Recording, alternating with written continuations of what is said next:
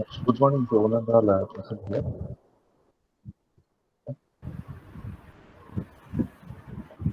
Good morning, sir. Sir, is the screen visible, sir? Sir, is the screen visible, sir? Yes, Yeah. visible. Yes, sir. Visible. Good morning, everyone present here. So it gives me immense pleasure in giving a brief about Dr. K. M. Satyanarayana, Director IIT Tirupati. Dr. K. M. Satyanarayana sir has done his graduation in civil engineering from IIT Madras. He then received the MS and PhD degree specialization in construction engineering and management from Clemson University, USA. He has been a faculty member at IIT Madras since 1991. In 2009, he was a visiting professor at Iowa State University, USA. His teaching and research and consulting interests are in the areas of project management, construction contracts, construction productivity, construction equipment, C&D waste management, and public-private partnerships. He has published extensively in these areas. He is the recipient of many academic awards, including the PM India Distinguished Scholar Award in 2011. At IIT Madras, he served as advisor Alumni Affairs in 2004 to 2009 and chairman Engineering Unit from 2010 to 2013. He is currently the chairman of the Implementation Committee for IIT Madras Research Park Phase 2, which is about 1 million square feet facility. He has served on the committees for setting up new campuses including IIT Trichy, IIT Indore, and IIT Jodhpur. He is the chairman of the Academic Advisory Group, Project Management Institute (PMI), vice chairman, board of advisors of the Class Academy, expert member on the board of management of Building Materials and Promotion Council, and serves as the independent director for the 5 company boards. Due to time constraint, I stop with this and thank you, sir. Thank you, sir. So now I request Dr. K. N. Satyanarayana Garu to present his topic on construction sustainability aspects and initiatives. Sir, please, sir. Okay, thank you. So let me start sharing my presentation. Maintenance, renovation, and deconstruction. Now, this is very important. How do I do my design in the first place, keeping in mind the deconstruction? Okay, all through the whole life cycle. This is a major, I also work in the area of construction demolition waste, which I will talk about a little bit later on.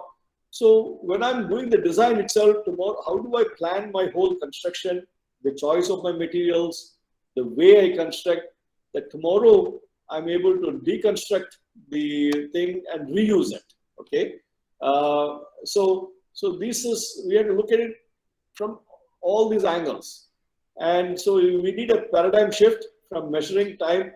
From a project management perspective, we've always talked about successful projects in terms of time, cost, and quality. Okay, the 3 pillars we talk about project management: finishing projects on time, delivering them on time, on budgets, and to the required quality, whether it's from the structural ability of the facility to its meeting the functional requirements. All this come under quality. And later on, we started talking about a 4th factor.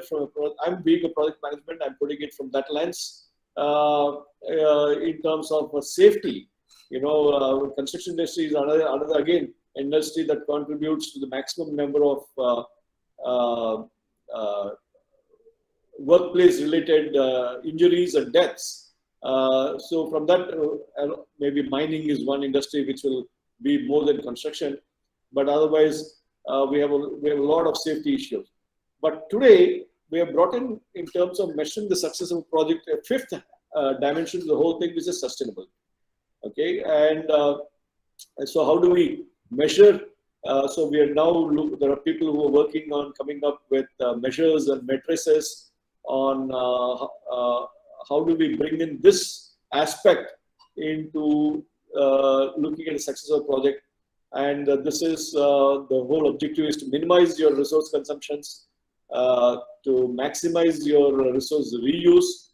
Today we talk about circular economy, and where we are talking about reuse of materials, using renewable or recyclable resources, in terms of whether it's power or materials we use, and then how do you protect the natural environment, okay, and then creating a healthy, non-toxic environment. So how do we do this? Is the I think the main focus of this whole workshop over the next this Atal program over the next 5 days.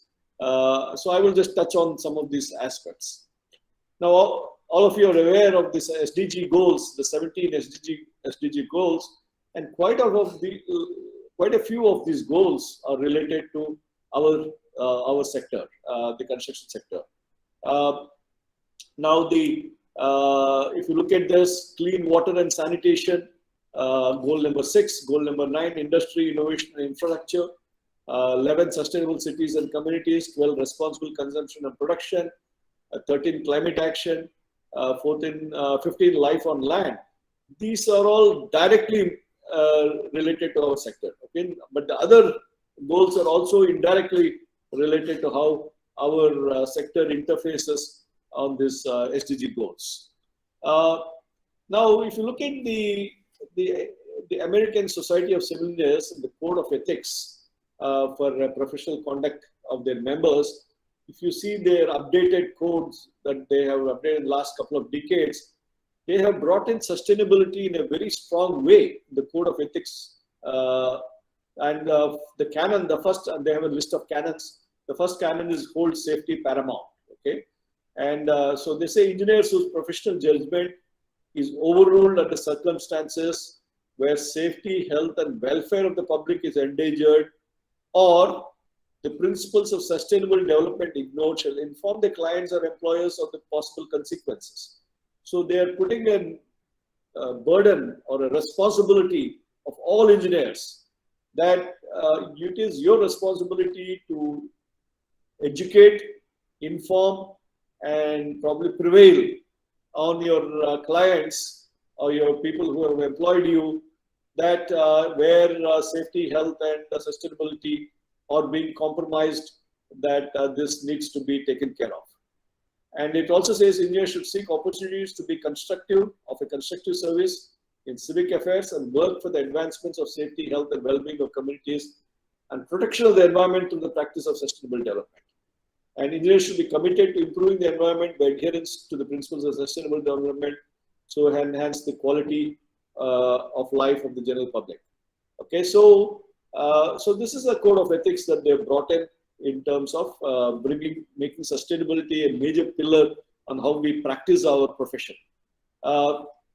So, in fact, having as a person being a civil engineer and being a faculty in this area of civil engineering, working in the project management area, but more importantly, I've had the opportunity of also getting a lot of construction done. Whether as the chairman of the estate at IIT Madras, during which period we had something like 300 crores worth of construction that we had executed. I had the opportunity to guide the setting up of the IIM Trichy campus, and also to some extent IIT Jodhpur, IIT Indore to some extent, but now building our own campus here at IIT Tirupati. And this is a lens that I've been driving through which any of our decisions have to be taken. So the first thing, as soon as we got our land, we are building our campus on this 548 acres in Tirupati, which the state government has generously given us, and with the funding and for all the construction coming from the central government. The first thing is our land on which we are building our campus borders a reserve forest. Okay, we have a beautiful mountain backdrop, and first thing I did, based on my experience, because IIT Madras campus, from where I come, is also set in a forest environment, and we take a lot of steps there because we have deer on campus, we have monkeys, we have all sorts of flora, fauna, and that we try to protect. So first step I've taken as soon as I come here is to commission an ecology study of the land that was given to us. We had hired this ecology company called Care Earth, which came and spent 4 months and mapped every piece of flora, fauna, water bodies, the rivers, I mean the water streams, when they rains on the mountain, the way they flow, all this, even before we did the contour survey of the campus, this is what we did. We said, we need to understand what it is before we can protect something. Okay, so that is the first thing that we have a beautiful report on all the flora, fauna on the campus.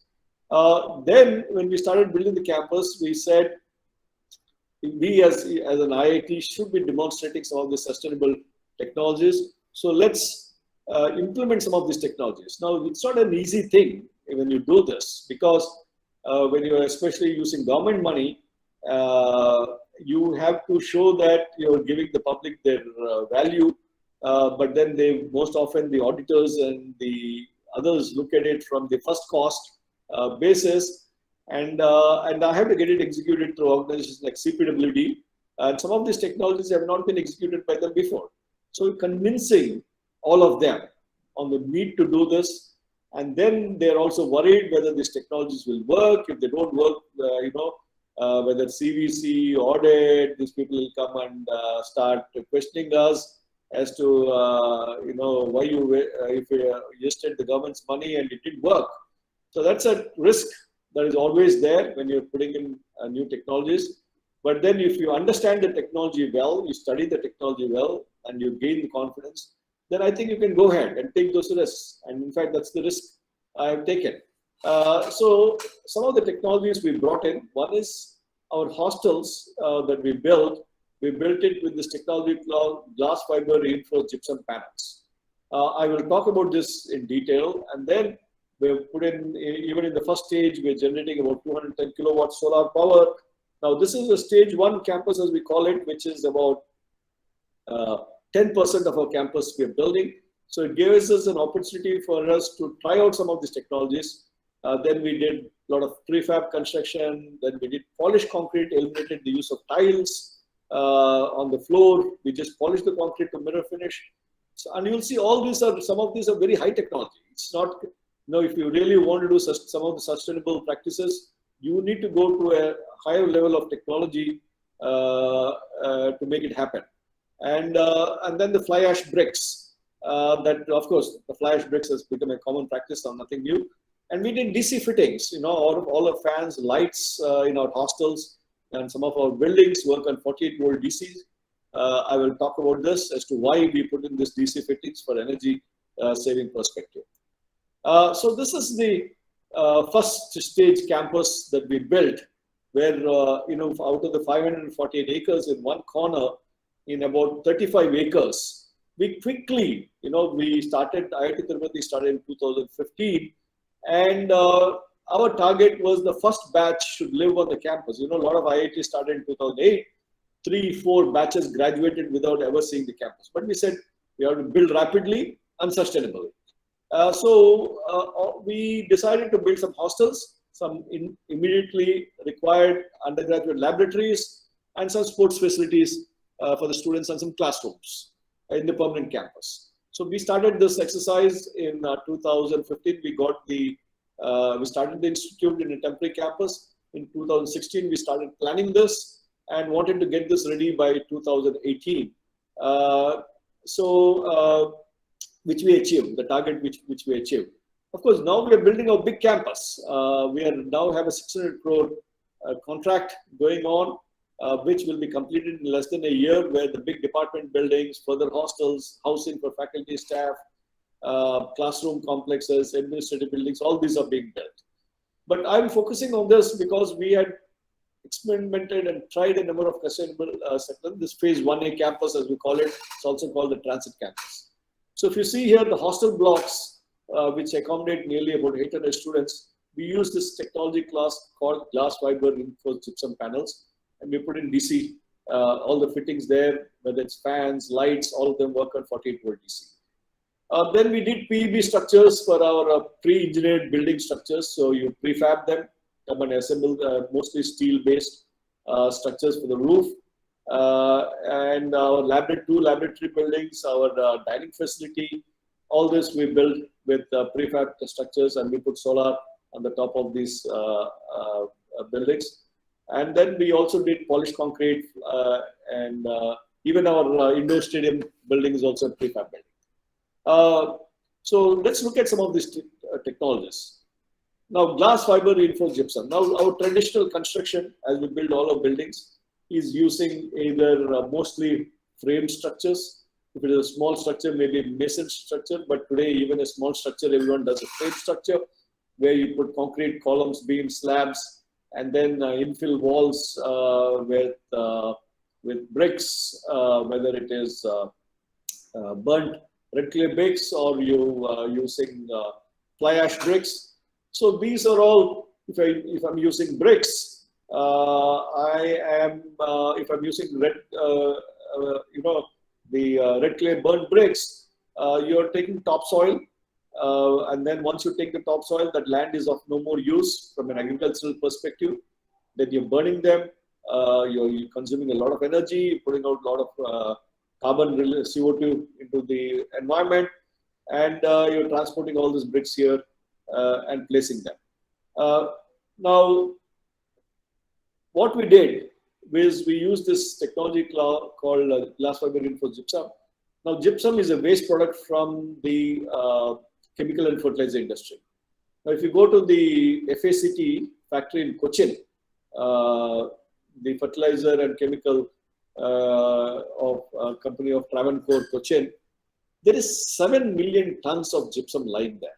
Okay, this is after you make your fertilizers, the waste product that comes out is gypsum. You can see it's as big as the mountain behind my campus, the amount of gypsum. Now we use that as a product, completely eliminated the need for a brick in the building, completely eliminated the need for formwork because formwork uses wood. And after a few repetitions, you need to throw out the wood. And all our walls and slabs were made out of the waste product gypsum.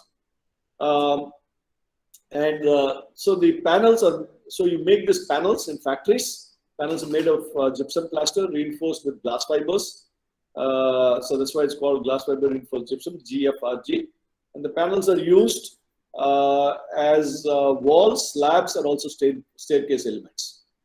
Now, this company that was manufacturing it, FRBL, which is a joint venture between FACT and RCF, Rashtriya Chemical Factory in Mumbai.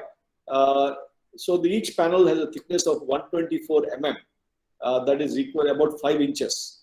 You know, normally our brick walls are 9-inch walls. So since the thickness of the panels is only 5 inches, I'm getting extra floor space, right? Instead of 9 inch, I'm putting 5-inch. So I get 4-inch extra floor place wherever the walls are. And you know, today in all cities, the real estate is quite expensive. And they're made in the factory. These panels are made in the factory, 12 meters length and 3 meters in height. And they're cut on CNC machines in the factory and then brought to the site for assembly. Now, where did we get the confidence of using this? The original technology for this GFRG technology came from Australia. There's a company called Rapid Wall in Australia which developed this technology. And this material has been used extensively in Australia, but only they were using it as an infill wall or only as a structural wall if it is up to ground plus 1 or 2 stories at the most. But 5 PhD students at IIT Madras have worked on this technology and validated the technology by doing a lot of testing and came up with design methodology to go up to 8 stories in earthquake-prone areas. And then also they brought in the use of this same panel as a slab element in addition to a wall element. Okay, so these are some of these development. I was also, my colleagues, Dr. Meher Prasad and Dr. Devdas Menon at IIT Madras, they were the people who were leading this. Of course, I was also associated with it in terms of coming up with construction methodologies and so on. So we implemented this in our campus. So this is how these panels are made in the factory. Each panel it's a hollow core panels. So it's a involved process, a chemical process. You know, gypsum is not very resistant to moisture. We use a false ceiling gypsum. You will see when there are leakages, they start deteriorating. So it has to go through a special chemical process to be resistant against moisture, which is a technology that Rapid Wall developed. And then you put glass fiber to give it strength. and it's made in the factory. And then you bring those panels. They're cut in the factory using CNC machines, computer controlled machines, where we cut them to 2 millimeter precision in the factory. Okay, so the designer, now this is where the role of the architect also comes in. The architect has to use this building element in such a way that the wastage is minimum. You know, the factory sells you panels in 12 meters by 3 meters. They cut your panels to the required sizes, your wall size.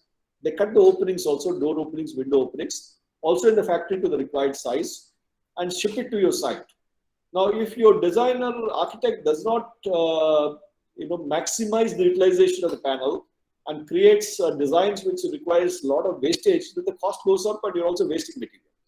So the architect that we worked with, Shyam, in this Raja Shyam Sundar from Chennai, he was very familiar with this technology. He got trained at IIT Madras by the colleagues on how to use this technology, and our wastage was less than 3% or 4% of the panels were wasted in terms of cutting at the factory. So architecture becomes very important in how you again use these things in a very sustainable way. And then in the site, you have erected with to the precision of 2 millimeters. So in the factory 2 millimeters site, now our construction people are not used to that kind of precisions, right? We have always plaster. You build your wall 1 inch that side, the side, or your beam is 1 inch that side, the side. Finally, you put plaster and make it all look okay. You don't have that luxury here or that cover-up possibility here, because the panels are straight, a prime coat is applied and you paint it. So there is no plastering on this, so you don't waste material on plastering, right? And also all our doors, windows were factory made to correct size, since this are cut to precision. You just come and fix it directly.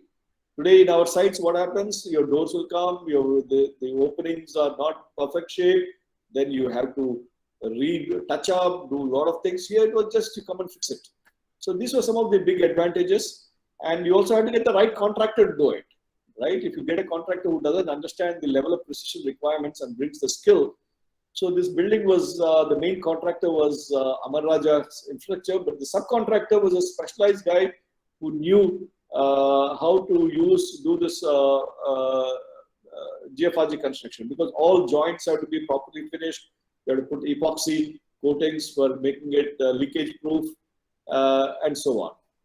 And then what you do, this hollow core, every third core, you put in concrete. Okay, there's a steel rod that is coming. Foundation is traditional construction, and so on. So it requires a lot of attention to details, a lot of planning. Of course, you need cranes for this to do this job. So advantage: gypsum is a waste product, light in weight and strong, and it's also strong. So your foundation size can be little reduced. You get high-speed construction. It is resistant to fire resistant. You get more carpet area, as I told you. You get excellent finish because you're not doing plastering and all this. No plastering requirements. Get good thermal comfort because you have the hollow core that's happening there. So you save on cement quite a bit. There's almost a 50% saving in cement in the building. Steel also you save. You have lesser CO2 emissions. Completely eliminating bricks and formwork, because the slab element is also a panel. You only need scaffolding support. You don't need formwork. And it has got a lot of certifications and so on. And building BMTPC, Building Materials and Technology Promotion Council of India, has also approved this, and today we have a code for this. But unfortunately, the factory that is making this panels is in the government hand, and it's run into financial problems. So today the production is not available right now immediately in the market. I think they're trying to revive and more factories are planned set up. But right now, if you want to go and build this using this technology, it is not available. But anyone comes and looks at it, of course, there are issues with painting, because the paint material has to now be compatible with the panel and stick to it properly. So we had worked with companies like AstraZeneca, not Astra, sorry, slipping my mind the name of the company that's making this paint. which is compatible with this and sticks to it properly. Okay. The other technology we use is polished concrete floors, where, you know, if you're using tiles, if you're using natural tiles, whether it is marble or granite or kadapa stone, what are you doing? You're quarrying it, you're breaking mountains, you are creating large mines from which you're taking this material, right? And you're creating environmental degradation, right? And then you bring it to the factory, then there's a lot of burning that happens there, a lot of energy that goes into making these tiles. If you're cutting and polishing and bringing it to the site, and if you're using factory-made tiles like your ceramic tiles or your vitreous tiles, there's a lot of embodied energy that goes into it. And especially in a lab setup, these tiles have a limited life, maybe 7, especially if you have things dropping and things breaking. Every 7, 8, or 10 years at the most, I have to take out these tiles, put new tiles, and so on. So what we did is we did what we call polished concrete. You put M30 concrete, and this process where you grind it with diamond cutting abrasive thing, and then you have epoxy that you impregnate and thing, and you get very high strength concrete with mirror finish flooring. And we use laser screens to level it. So if you come to our lab, we have 30 meters of jointless flooring, okay, with mirror finish. Of course, you get an occasional crack here and there, but these are not structural cracks. These are only surface cracks, and we are okay with it. You can see the finish that the concrete has been brought to. Now, once again, as I told you, we have made it sustainable by not bringing in natural stone or tile or manufactured tiles, and using concrete and finishing it to this level of quality, high strength, and so on. Again, requires laser screeds, needs special abrasive equipment and all that, but it's a very sustainable way to longer life and so on. So some of the advantages is less maintenance, resistance to moisture transmission, skid proof, and so on. Then fly ash bricks.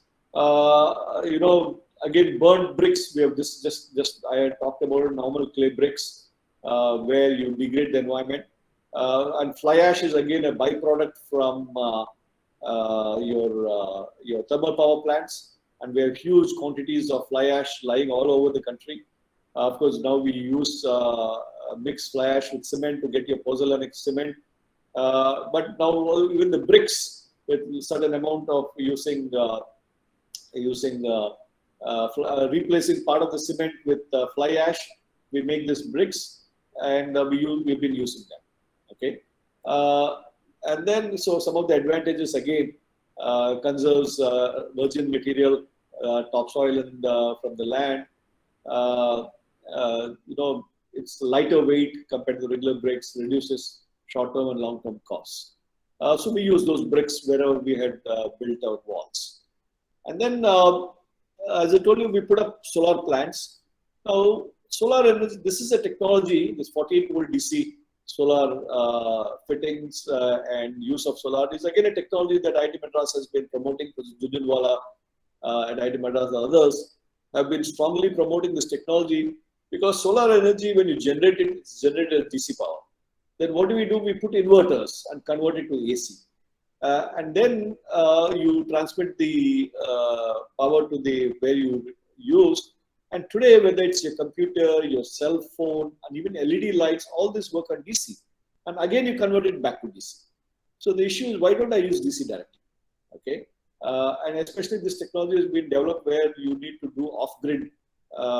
You don't have power supplied to a place, and where I can use this and make it self-sufficient. But we found that using this technology also gives us almost 40%, 30% savings in energy. And so if you come to our hostels, all our fittings all work on 48-volt DC. Almost 20 to 30% energy savings in the process. So these are the advantages. Of course, the problem with DC is large transmission losses. So if you're going to have to transport the power over a long distance, there are there are issues of transmission losses that you need to take care of. And they say that and so these fans were specially designed, brushless technology, so you get better efficiency in the use.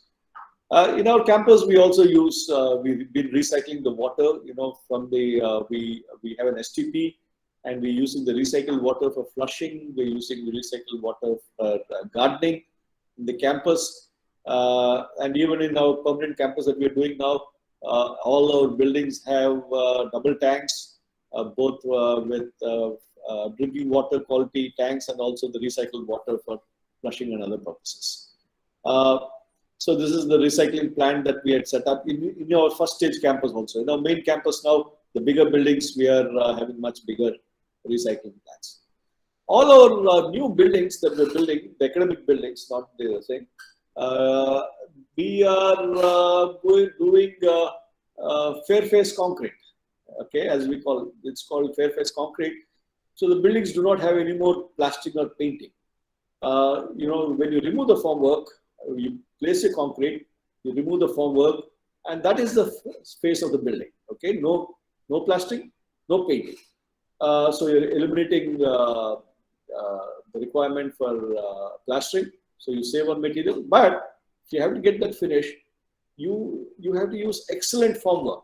Okay, you can't use any kind of formwork. In fact, the formwork we use in our site is a Perry formwork, which is very high quality. And then the concrete you have to make, if you're going to do this, you have to use self-compacting concrete. So we had to really struggle with this concrete mix and the flow, and we did a lot of mock-ups over 2 months. We did a number of mock-ups to get that finish that we wanted, and without honeycombing, without all that. So once again, you need to use technology to get that kind of, whether it's in the formwork technology or the material technology that we are using in our buildings. So these are this is the architectural feature of all our academic buildings. So they're all fair-face concrete buildings. We use HVLS fans, high volume, low speed fans. If you come to all our labs, each lab has just one fan. This it varies from, you get fans from 12 feet to 22 feet. So typically, if I use a dining hall facility like this, you see the number of fans I had to put in there. This is from some other institute. Now, with the area that I see here, my dining hall, which seats about 400 students at a given time, I have only 4 fans. And the breeze is it's like a natural breeze and wide coverage. It's not like only air blowing at you right under the fan, but it's well distributed. So this is another technology we brought in. And now a lot of institutions have seen this and they're trying to implement it. You would have seen them in the airport. So looking at all these initiatives that we've done, we got the Graha Award for exemplary demonstration of sustainable building technologies in 2018. And then HUDCO also has given us the design award for the technologies that we have used in our buildings. Okay. Another topic that I will quickly touch on is a topic that, since I've been working on, is the C&D waste, construction and demolition waste that we get. So whenever we remove a building or we do a renovation of a building, there is going to be waste generated, right? We call this C&D waste. Now, what happens to the C&D waste today? They just go throw it on the roadsides. In most places in India, they'll go dump it in rivers, or in lakes, right? Or just thrown by the roadsides. And so the material is just thrown. Now, can we think of reusing these materials? On one side, we have a huge shortage of sand, right? You have this sand issues all the time. There's an environmental, you quarry sand from the riverbeds, and then there are always environmental protests regarding this, rightly. And suddenly the government policy also keeps changing on sand. We have seen recently when the government in AP changed, it took a few months for the policy to again stabilize on how sand will be used. will be available. Sorry, and this impacts the study of the projects. And then what do you do if you're not throwing it? If you have to dispose it, you have to go put it in landfills. And we have done some studies and found that almost 30 to 35% of the solid waste generated in towns and cities is C&D waste. Now, this has not been properly studied, and only in the last 10-15 years, people have started to become very sensitive in India about it. Internationally, people are already sensitive, and they have started really looking at how to reuse the material. Can I extract the sand back? Can I extract the aggregate back? Because what happens for my coarse aggregate, I go break mountains. Yesterday, I had gone to Bangalore over the weekend, and I was watching the mountains, hills as we're going by. And every hill, now we have this 4-laning and 6-laning that has occurred from here to Bangalore, from Tirupati to Bangalore. And as you watch all the hills, every hill is under, it's being broken down for aggregates to make those big roads and buildings and so on. So can I recycle some of these materials, whether it's aggregate, or whether it's coarse aggregate, fine aggregate? And of course, when you remove the thing, you get old doors, windows, old wires, and steel. And what we find in India, that every kg of steel is removed. When they demolish a building, every kg of steel is missing, and there is a secondary industry which takes this and sends it to for recycling. So that way steel is taken care of. Doors and windows are also very neatly removed. We found in our study in Chennai that these doors and windows, which are a reasonably good quality, they end up going to Mumbai and they're sold in the Mumbai market. Again, there's a very informal sector industry that handles these things. So sustainability-wise, I think it's being put to good use. But the big challenge is your debris that remains from the masonry waste and the concrete waste, and this is what is thrown everywhere. Okay, so they are dumped on roadsides, on riverbeds, on corners of streets, right? Low-lying areas. You see them all over the place.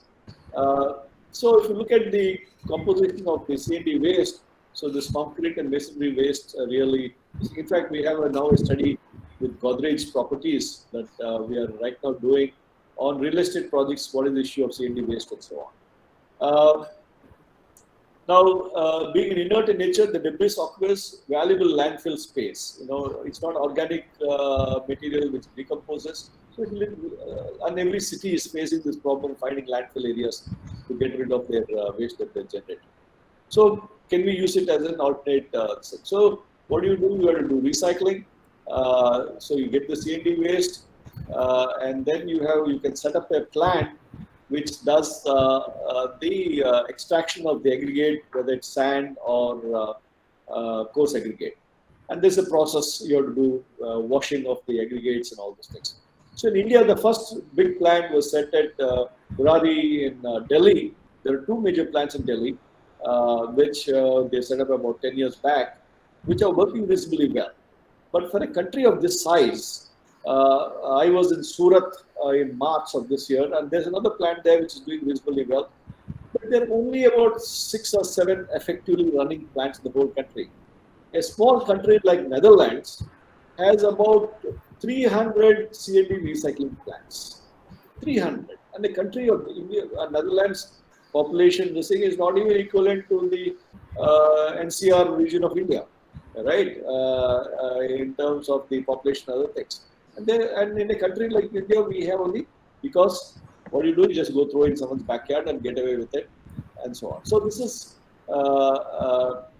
the various plants in Vijayawada. There's a small plant that they've been set up, and this requires basically you need crushers, you need to sort the material to the appropriate sizes, and right now a lot of it is being reused. So there's a lack of recycling infrastructure. There's only 1% of the C&D waste generally is being recycled. First of all, there was no proper estimate of C&D waste. When I started the studies, when I started getting into this, I found that the estimates were that India was generating 10 million tons of C&D waste per year. This was based on some study TIFAC had done way back around 2000. And when I looked at it, I said, this looks ridiculously low. How can it be only 10 million? So we took up a study at IIT Madras with the Chennai Corporation and did first scientific study to estimate the exact quantities of C&D waste generated in Chennai. And we found that Chennai alone is generating 1.1 million tons of C&D waste.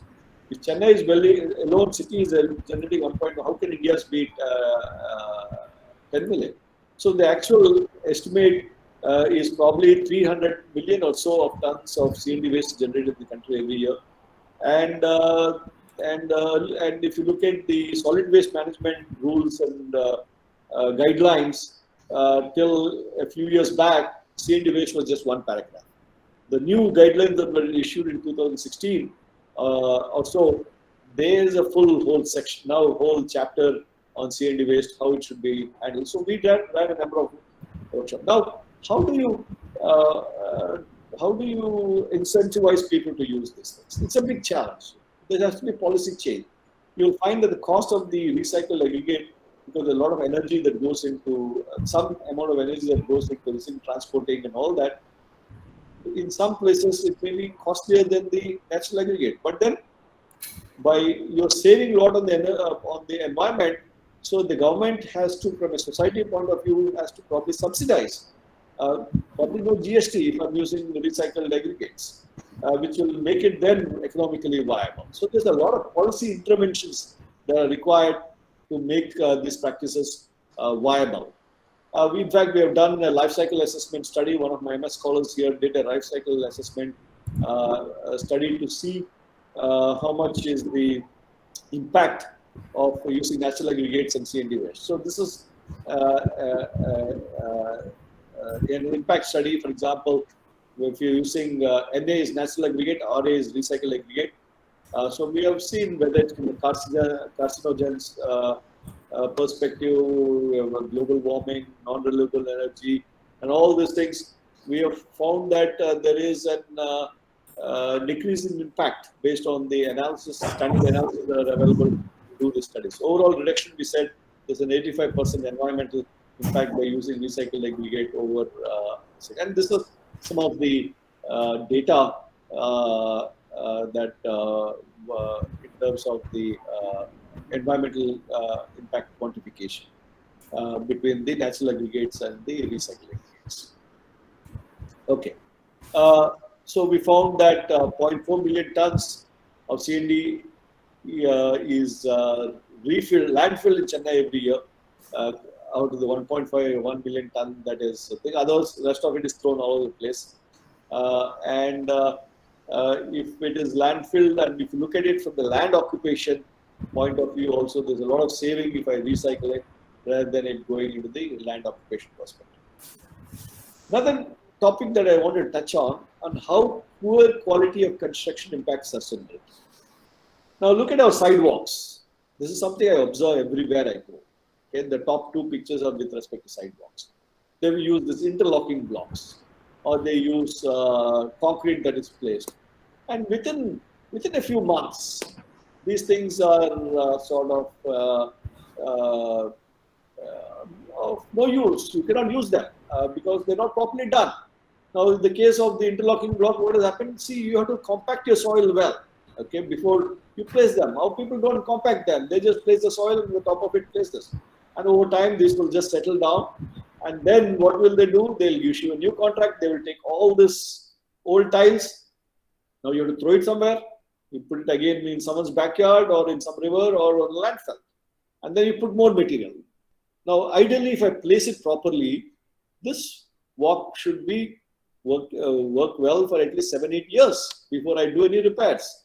But within 6 months, 3 months, you'll find in many places things just go out the same. And of course, sometimes there's a political contractor nexus. It's good to keep giving contracts. You make contractor makes money, politician makes money in the process. So it's not in their interest to do sustainable things, and sometimes. But if it's so, this is This is where even roads, a good, properly laid pavement should last you at least 7 to 10 years. But you see in all our cities, I coming from Chennai, I know I've been watching this. Every monsoon I have to relay my roads. Every monsoon. What is the reason for that? Improper drainage, improper construction, and so on. So and then you could, there's RAP, we call recycle aggregate pavements. You could strip it off and then reuse it again, but they don't do it. So every time this material is brought, new material is brought, you break more mountains for aggregates, you need more asphalt by taking out more petroleum, and then keep doing this every year because of improper construction. So bad quality construction translate to unsustainable practices. So these are some of the messages I wanted to leave today for the as an introduction to the the session that they're going to be going through. So I'll stop there and I can take a few questions. Maybe 5 minutes. I'll take a few questions. Thank you very much. I stopped sharing, right? Or okay. Okay. Yeah. Thank you, sir. Yeah. Yuvraj, any questions? Yeah. So participants, if you are having any questions, you can drop your questions in the chat box, or otherwise you can directly speak. You can unmute yourself and you can directly interact with the speaker.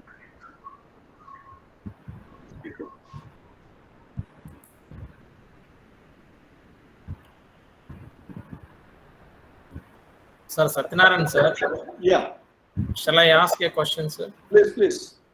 Yeah, sir. If at all, so in Tirupati, we would like to collaborate with municipal corporation and establish a CD recycling plant.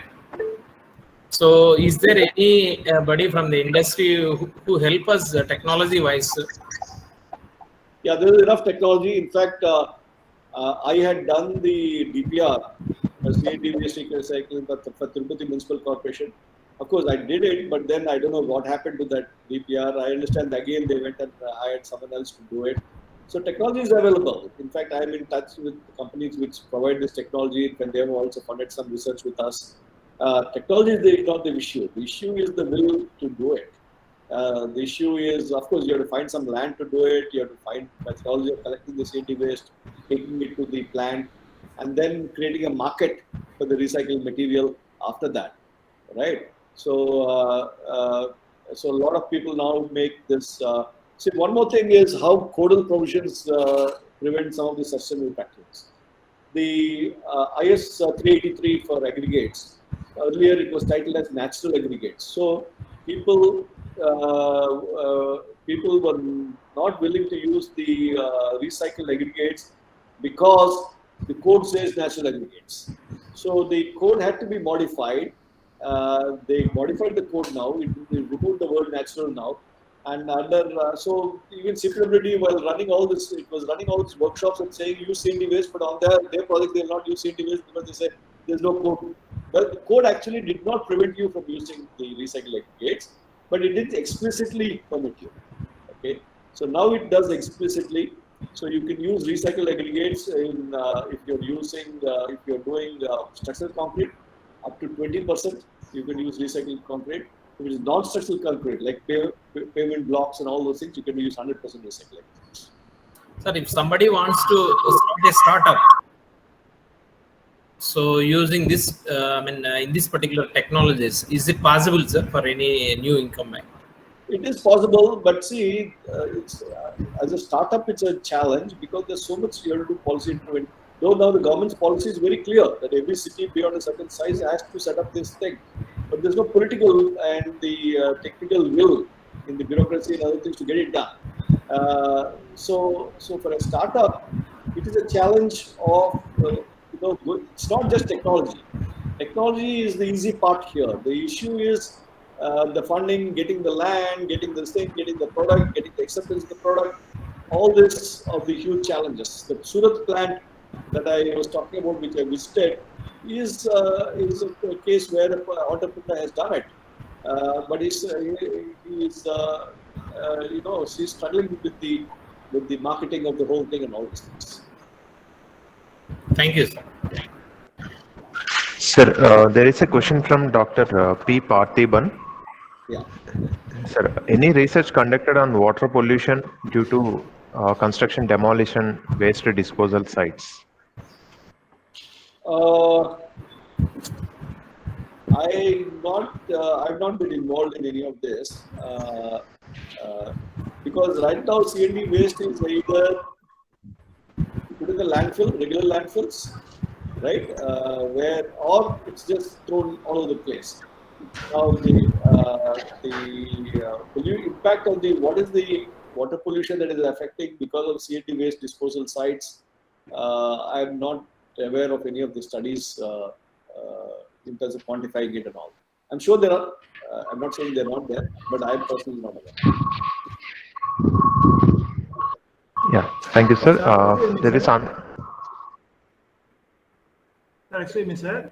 Yeah. Sir, suppose we are going to use demolition material, that is recycling material aggregates or any material from the demolition construction, sir. Suppose if we want to call tenders, how the contractors can fix the price rates? No. See, the issue is, I need concrete, right? I need concrete, and is the concrete basically concrete is made of cement, aggregates, and the thing. If they're going to use recycled aggregate, it should meet the requirements for the aggregate, whether it's recycled or whether it's natural, right? So there's no question of unless you mandate. If you say, there are many countries which say that you should use certain percentage of recycled materials. Okay. So the question of fixing rates is not a real critical issue here. The issue is whether you as an owner are ready to accept it in terms of it being used. And for that, you need to do the characterization of the recycled material, see that in terms of the size, in terms of the granularity, in terms of its surface properties, whether they bring it to the required shape and required level, right? Yes, one of the challenges is when using recycled, for example, coarse aggregate, is the motor that is coated on the top of the natural aggregate. Now the motor, so what happens is the motor that is coated, the whole idea is the cement motor goes and sticks to the coarse aggregate and works as a homogeneous material, right? Now, if you have already existing motor, which is the interfacial bonding becomes an issue. So you need to strip off the motor. Now, stripping of the motor is a little energy intensive process. Either you heat it and rub it, stripping off and so on. And so you need to bring it to a reasonable shape if you're going to use it like a regular aggregate. But if you're not going to go to that extent, you are permitted to use it as a non-structural elements. Okay, thank you. This is Dr. Deepak Vaikar, Professor Satyanarayana. Fantastic presentation. Congratulations. You are really educated us about how we can do the recycling of concrete and demolition aspect. I would like to know what is the state of research going on in India about the 3D printing using in construction, especially. Okay, so are there any 3D printing for construction? Yeah. So this is it's a new, obviously new area. All over the world they're working on it. And when you're talking about 3D construction, 3D printing for construction, the major group that's working is at IIT Madras. In fact, the first PhD who did 3D printing work at IIT Madras, this PhD student who graduated, I've hired him now. He's joining our team at IIT Tirupati. And they have very strong collaborations internationally also. They have done some demo buildings, and recently there was a big news flash about there's a startup. Actually, there's a startup at IIT Madras on 3D printing for concrete. So that startup is now starting to do some pilot projects across the country on 3D printing. So there's an initiative that has started. But 3D printing has, but then people immediately jump, can I use it for mass housing and all that? That's time, that will take time. Because there are a lot of issues still to be addressed in terms of the material. See, the big problem is not the electromechanical part of it. The big problem is the material part of it. The flowability, the setting, and then getting those, when you do it layer-wise, you get this beading. If I want to have a flat surface, if I have to put reinforcement, how am I going to put it? So there are a lot of these issues. And in fact, even I just hired another guy in our mechanical engineering department who was at UCLA, who is basically a robotics guy, but was working with the civil engineering group at UCLA. So between IIT Madras and IIT Tirupati, we got a very strong group on 3D printing. Okay, congratulations. Thank you for sharing your thoughts. Thank you. Yeah. Thank you, sir. So, Mr. Arun Kumar Jaina, you can unmute yourself.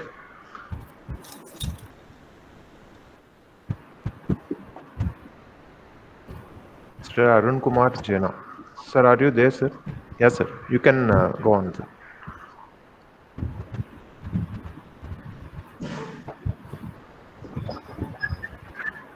Okay. Sir, there is one more question from Ms. Swarnalatha. Will the quality of recycled materials be same as conventional materials? What are the steps we can take for enhancing the same?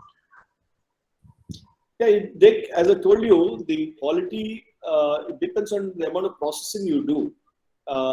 It is possible to get them to that level, but then it requires quite a lot of processing in terms of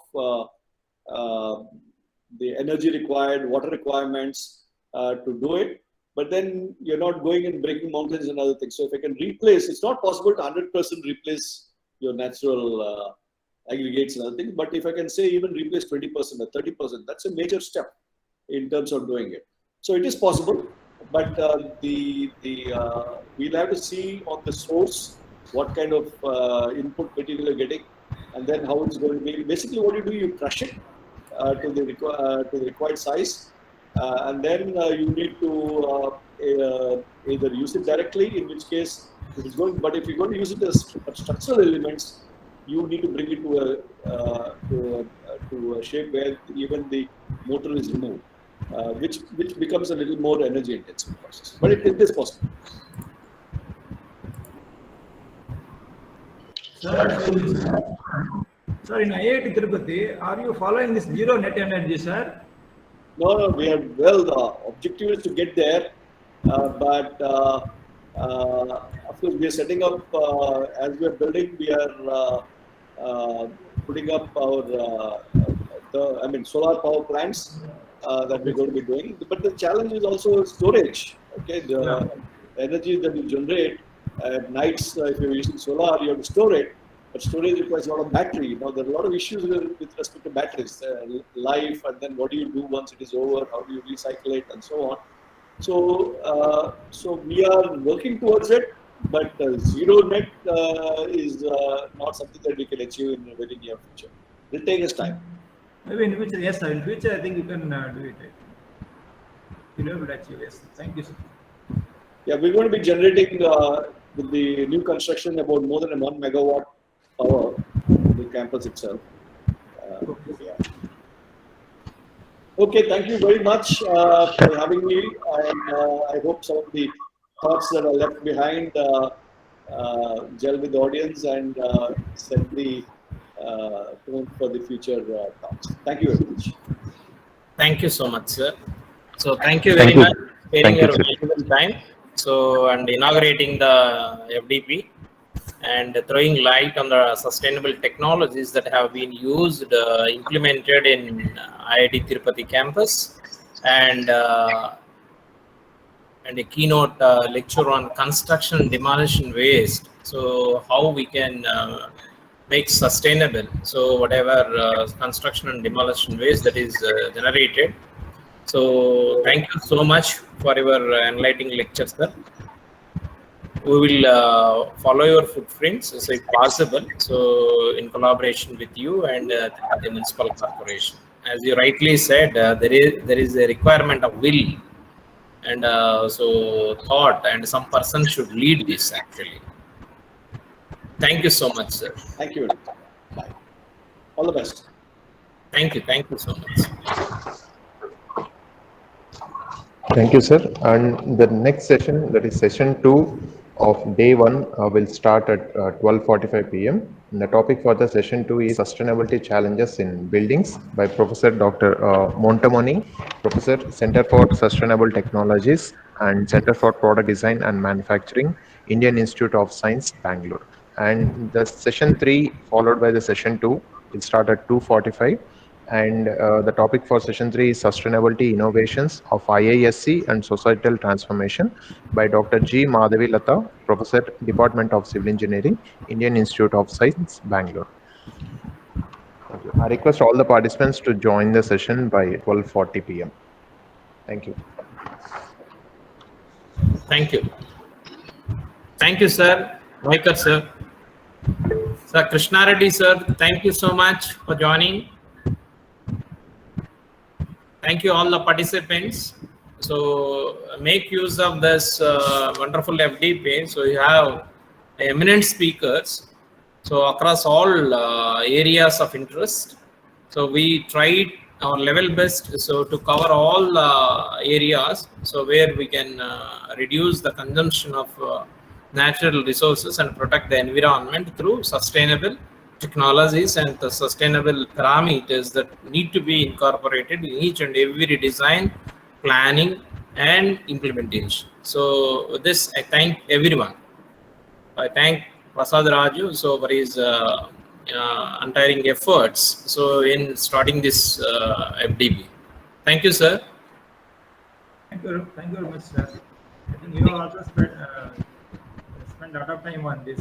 Yeah, that's our responsibility. So definitely, so I thank all the keynote speakers, those who have accepted for delivering lectures.